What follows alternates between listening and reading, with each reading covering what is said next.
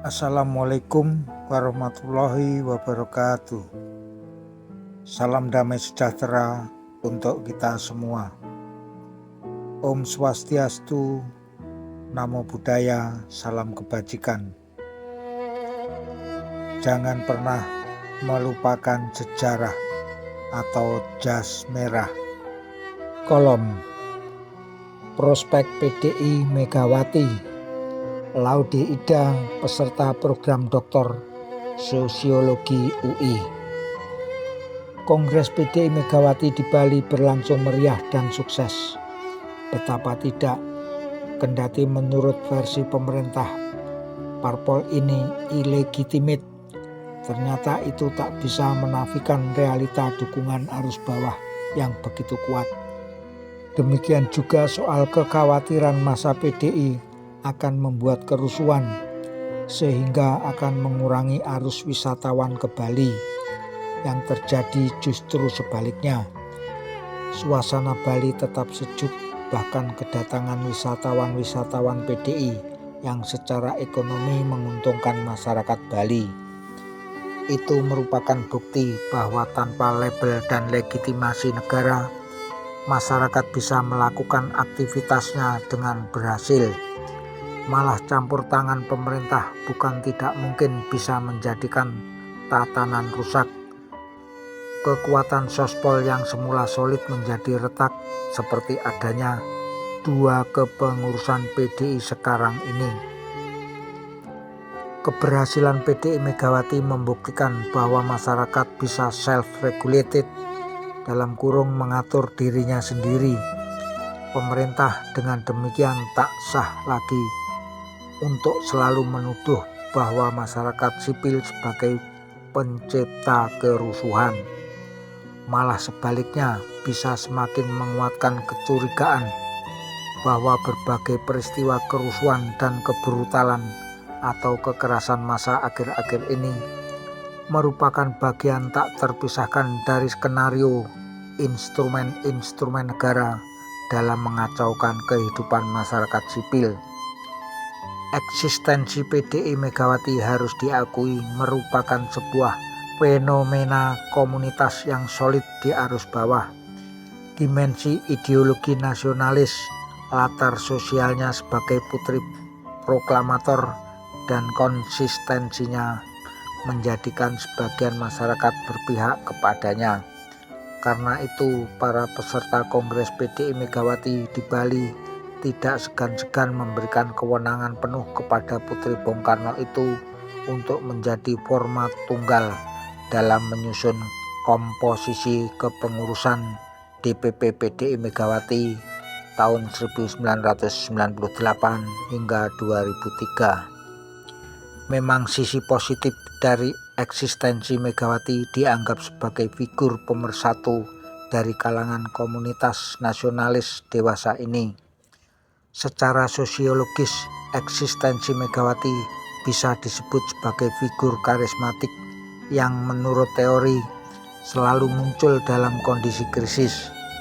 Masa terhadap munculnya seorang tokoh sebagai penerang dan pemberi kepastian mengayun langkah.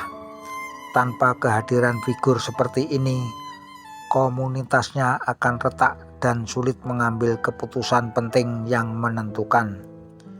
Toh fenomena itu layak dikritisi oleh para pengamat situasi negeri, terutama pengamat politik. Soalnya perlakuan arus bawah dalam kurung atau orang di sekitarnya terhadap Megawati boleh jadi merupakan ekspresi pola hubungan patron klien yang mapan. Padahal kalau ini terjadi akan sangat berbahaya, baik di intern parpol maupun kalau mimpi jadi kepala negara jadi nyata. Sebab sudah menjadi wataknya patron selalu benar. Ketergantungan terhadap patron begitu tinggi, arahnya pada kultus individu dan kekuasaan otoriter. Bagi parpol sendiri, kalau Megawati sudah tiada, apapun penyebabnya, PDI akan kembali terancam retak. Lain halnya kalau perlakuan terhadap Megawati itu disadari sebagai reward atau dalam kurung imbalan. yang suatu saat akan berakhir. Tapi tentu saja orang-orang di sekitar Megawati tidak hanya sekedar menjadi yes man, melainkan harus berperan kuat sebagai mitra dialog kritis ke arah terbangunnya sistem dan tatanan partai modern. Pertanyaannya, adakah mereka? Pada saat ini PDI Mega memang sangat impresif. Masanya banyak sementara anggota-anggota baru berdatangan. Mereka pun lalu bermimpi Mega jadi presiden keempat. Tapi justru disinilah rawannya sekaligus menjadi PR PDI. Pertama, bukan mustahil itu akan dijadikan alasan untuk memojokkannya dengan meniupkan isu-isu bernuansa ideologis sebagai salah satu strategi kekuasaan untuk meredam gairah masyarakat memilih.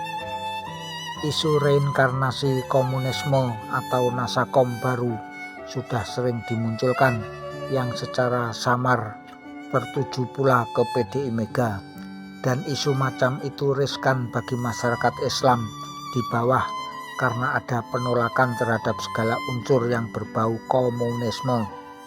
Kedua, harus diperiksa jangan sampai dukungan arus bawah terhadap PDI Megawati hanya merupakan fenomena riak politik di permukaan. Kemungkinan ini bukan mustahil apabila dikaitkan dengan fenomena Jakarta yang merah pada kampanye tahun 1992 lalu. Tapi nyatanya PDI kalah. Paling tidak perlu diwaspadai cara-cara penguasa Orde Baru dalam memanipulasi suara pemilih. Apalagi sekarang ini hal-hal yang strategis dan teknis masih di bawah kendali rezim warisan Orde Baru. Sudah pasti mereka akan lebih dulu memikirkan dirinya seraya berusaha menjegal para pesaingnya. Ketiga, dengan tidak adanya perubahan nama, PDI Megawati akan tetap mengalami kesulitan dari segi legalitas kekuasaan. Soalnya sebagai kekuatan besar yang bisa mengancam eksistensi status quo pemerintah, biasanya sebagaimana tradisi politik Orde Baru, pemerintah akan melakukan berbagai manuver untuk menghambatnya. Bukan mustahil kalau tak segera mengganti nama, pemerintah punya alasan kuat untuk menjegalnya. Keempat, menyangkut masalah masuknya wajah-wajah baru. Di satu pihak mereka bisa dianggap darah baru yang menguntungkan. Apalagi sebagian besar dari mereka adalah purnawirawan ABRI. Selain juga terdapat adik kandung Gus Dur. Dengan begitu diharapkan publik tak perlu khawatir lagi terhadap PDI Megawati.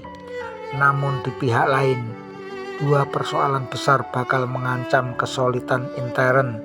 Pertama, perebutan kursi dalam pemilu mendatang, yang di dalamnya orang-orang baru pasti akan menggeser peluang aktor-aktor yang sudah lama berjuang. Kedua, masih harus dicurigai jangan sampai figur-figur baru itu merupakan bagian dari gerakan invisible hands yang akan mengacak-ngacak PDI Megawati. Forum Keadilan nomor 15 tahun 7 2 November 1998 halaman 38.